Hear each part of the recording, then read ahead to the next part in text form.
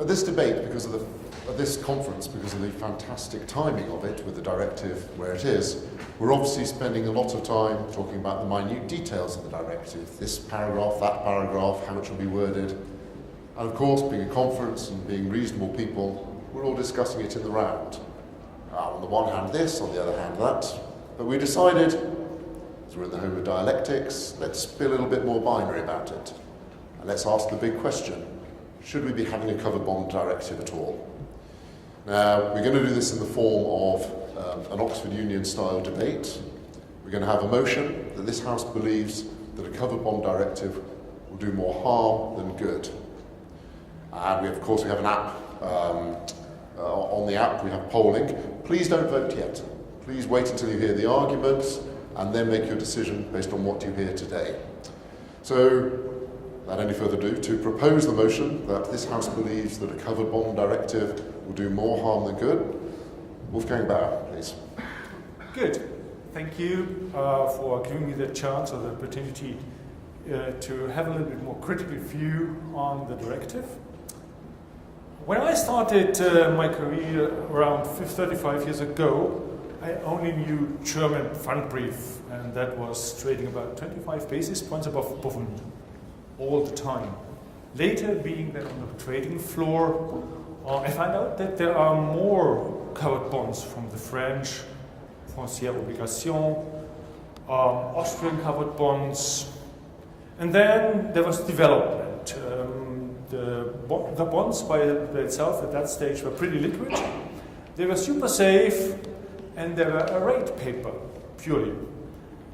So after some years, other countries emerged with similar products. Some ones brought structures in like those non-legal frameworks, so those UK kind of style products.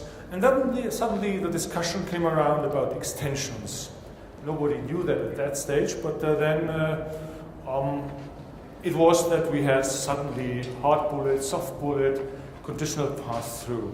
And then the financial crisis taught us that covered bonds are no longer a rate product, but a credit product.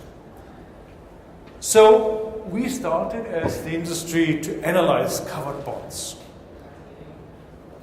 But we tried to evaluate the differences in the pools. We found out that there are legal differences, and that the covered bond at the end, or the covered bond world at the end, is pretty complex, and that liquidity is an issue, especially in those crisis times.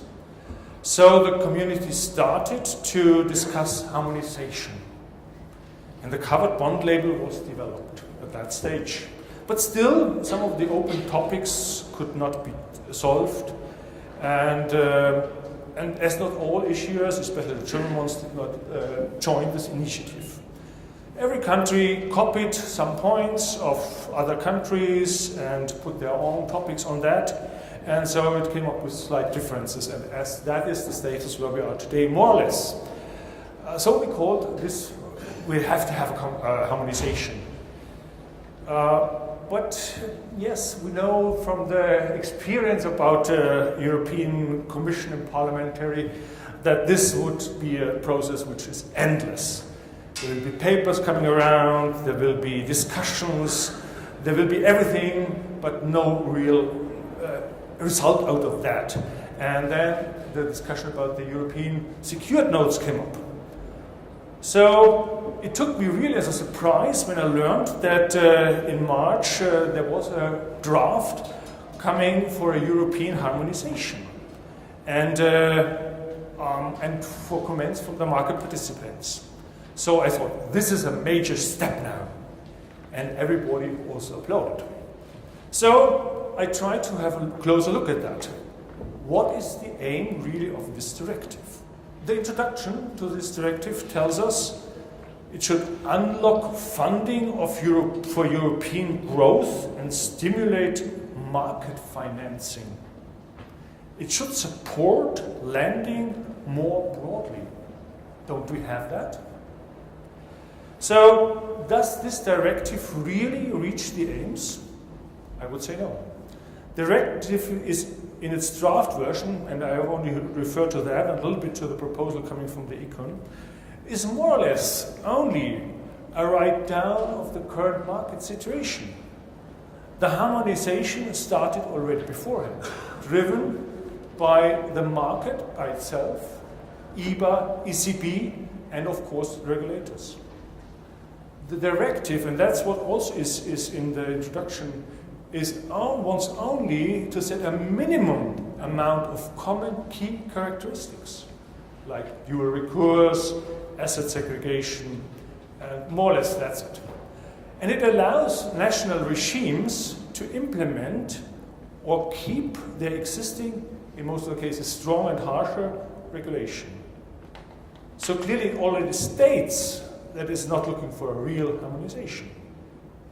It even encourages the issuers and supervisors to lower the criteria to the common level, which is then set up in this directive, to avoid any market disadvantage for the ones who have the higher standards. Because of higher funding levels, or the same funding level but higher costs on providing the more stricter rules. Of course, there will be some countries like Spain who have a major step to do, and it's really interesting to see how they manage this transition period, and I think we have already heard a little bit during the sessions about that, and that will be a major problem in my eyes. For other, it has almost no impact like the German ones. There's also the remark in this introduction or in this directive that it should start, or it should help the new countries to set up legal frameworks for their programs. What did the new countries in the past do? They just copied things and put on their specifics there. And my feeling is the ones who are missing are not the really big countries, really, because they would have already some kind of legislation on that. And those countries maybe are not really coming with a benchmark issue. And now it comes to the proposal from the Econ. In my eyes, it made it even worse, because it wanted to establish premium covered bonds and ordinary covered bonds. In my eyes, this leads definitely in the wrong direction, as it splits up the market further. And the market is already divided with all this senior non-preferred, lower tier 2s, European secured notes, green bonds, you call it. Liquidity on the ordinary covered bonds would, in my eyes, be poor. So at the end of the day, the market, in my eyes at least, does not need them. But still, I have a vision. And this is, interestingly, Article 9 in my eyes, which allows pooled covered bonds. By the way, in the current idea of pooling assets for smaller banks, once again, doesn't solve anything, because these bonds will be differently pooled by, and so everybody has to look at this specific issue to find out what is the real risk. But the article allows us something which I find very interesting, and that is that you could create a kind of supranational funding institute, pooling almost all the assets from the common European market, a little bit like the Freddie Macs and Freddie Macs in the US. And this could create a true European covered bond, and not only labeling something like European covered bond. Of course, this would mean that the assets have to be very similar with the same features. And the features have to be very strict to avoid any defaults. So a real AAA product at the end of the day. And ECB made already in their proposal a step in that direction. So in my eyes, it would be a step to improve the market, if we really want to improve the market, and the funding conditions. These bonds from those kind of centralized funding institutions could be highly liquid, they could be highly rated, and they could finally lower the funding costs, which is one of the aims of the directive. What does market currently, in my eyes, need is a kind of harmonization of the reporting. So the approach is the HCT, which is also discussed over here, but that is, I think, the step we have to take at the moment. And then, because what I find very annoying is to looking for the individual invest reports. Okay, so maybe one channel now, but more or less you have to go to the website to find all these different bits and pieces you're looking for. And this is, in my eyes, it's only a nightmare, especially if you don't have really time to analyze everything. So to summarize, in my eyes, the directive is only a starting point. It will not have a market impact, but what is really required is a major step forward to a more simple, homogeneous product and no further market split. So what I would prefer is a kind of real, true European covered bond. Thank you. Thank you, Wolfgang. I like this vision of the true European covered bond and the argument that this is not the way to go there. And I think probably everybody in the audience likes the idea that the harmonisation that we're already doing, whether it by the label or the initiatives of the ECBC, is a good thing. We have 1,200 people at this conference who are here because we like covered bonds the way they are. And one who perhaps doesn't. One who believes that the covered bond directive has a potential to change for good, something which I personally thought was quite good already. Frank, can I ask you to oppose the motion? Ladies and gentlemen, I disagree with Wolfgang. Is covered bond harmonization really doing more harm than good? I think if you talk to issuers and investors over the last few months, and I heard a lot of reason why covered bond harmonization is not needed, and Wolfgang also pointed out a lot of arguments, and I think one was like, also regulation is something like covered bond regulation, something like this typical thing what we have in the EU, and this regulation mania in the EU.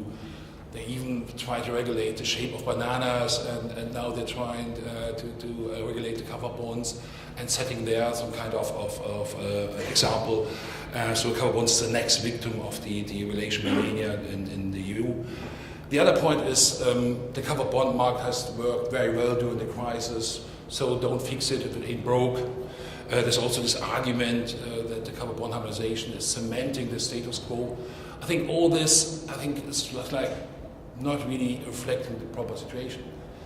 The question is really, is harmonization really so bad? Is the doom scenario really justified? And if you take a step back and take a look what we have at the moment, the covered bond market is big, it's 2.5 trillion, it's growing, it's a global market.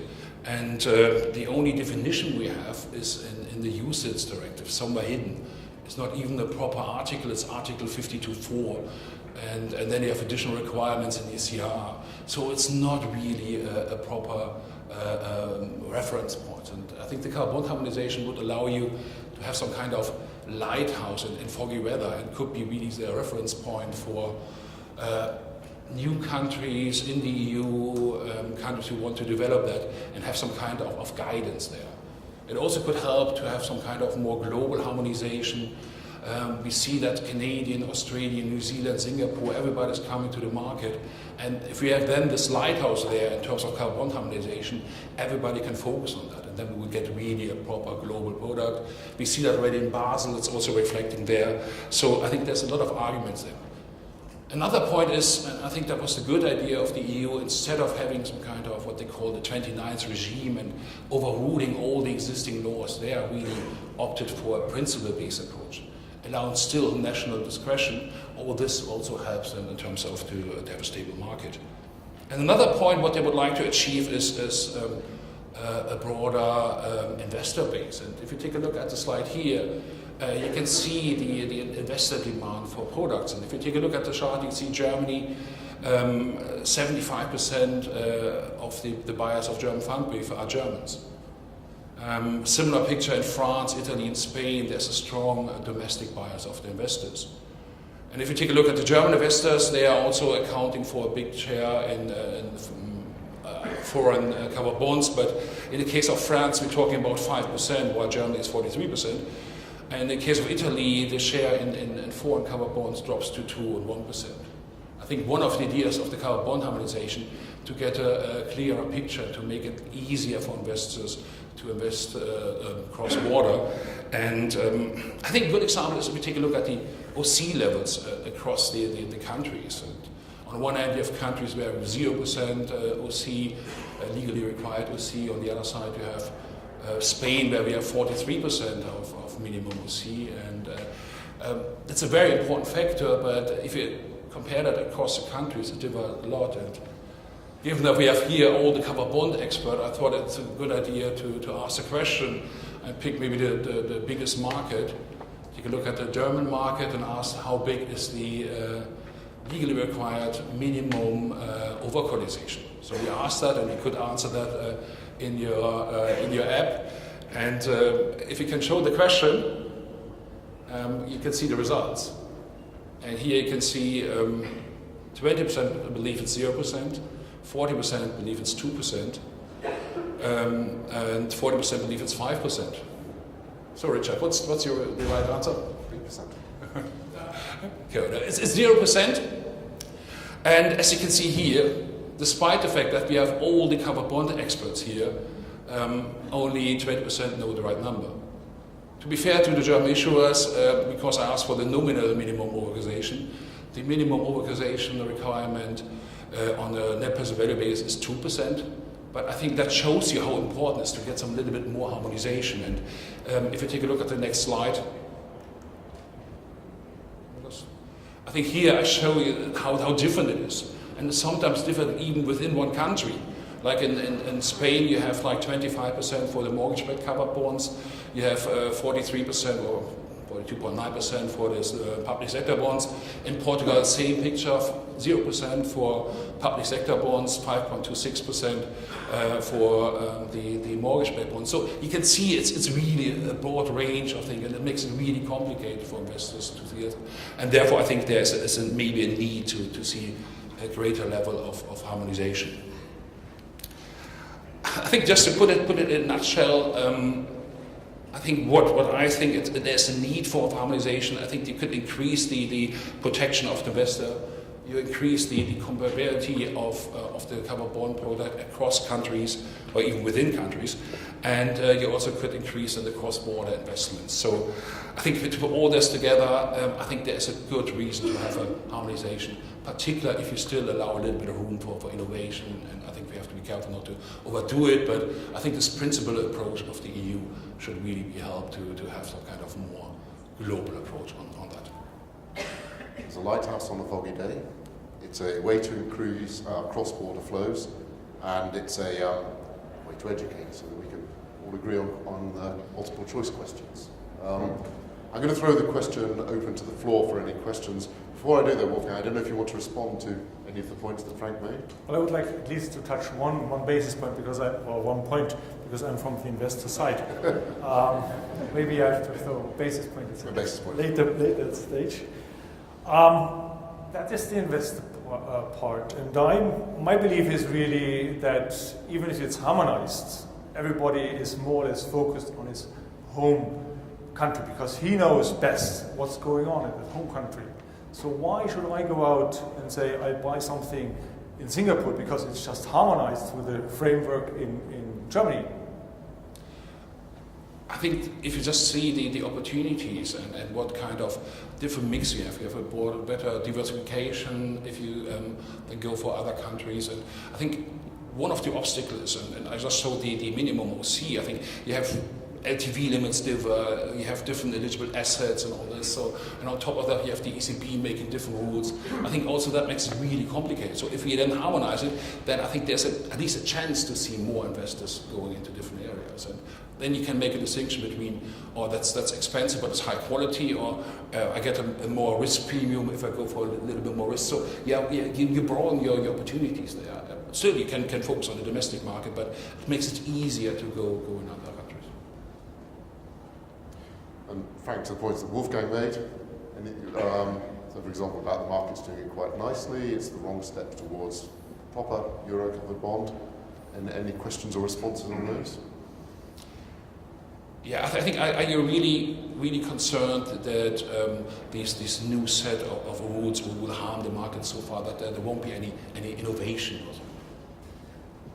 Well, I don't really see where market can improve at the moment, just because of some kind of harmonization, making some OC levels in the same level, because that is already driven by ECB. ECB distinguish the things, and then they say, well, LCE repo things, they have to have this criteria, and that is already driving the market. So I don't really see why I should go any further on that.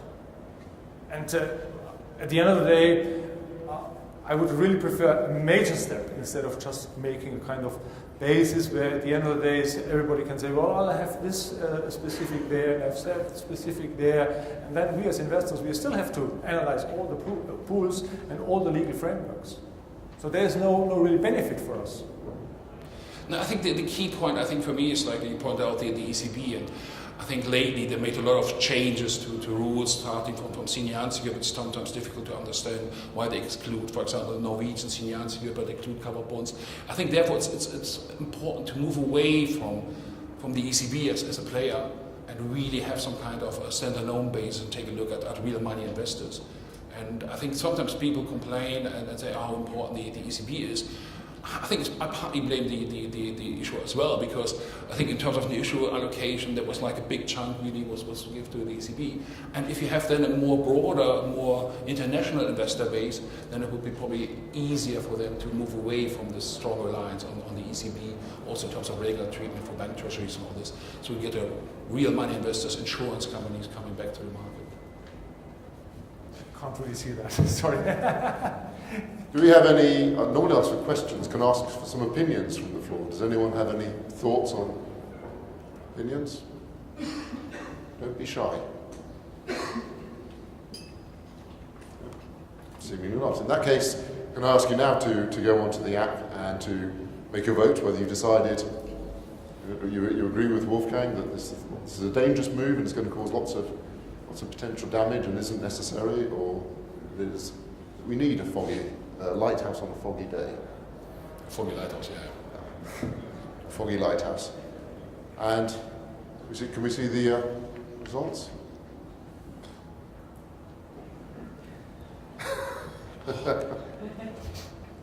Okay, now let's get it back. Okay, well, I think the motion is opposed, but it's clear that there are some genuine concerns that need to be addressed. It's sweet, it's getting smaller now, right? Okay, well, in that case, Wolfgang and Frank, thank you very much. Thank you very much for your voting and for listening. And I think now we will have a panel on green policies for the green bond market in this room, and then in the two breakout rooms, the other sessions. Thank you very much.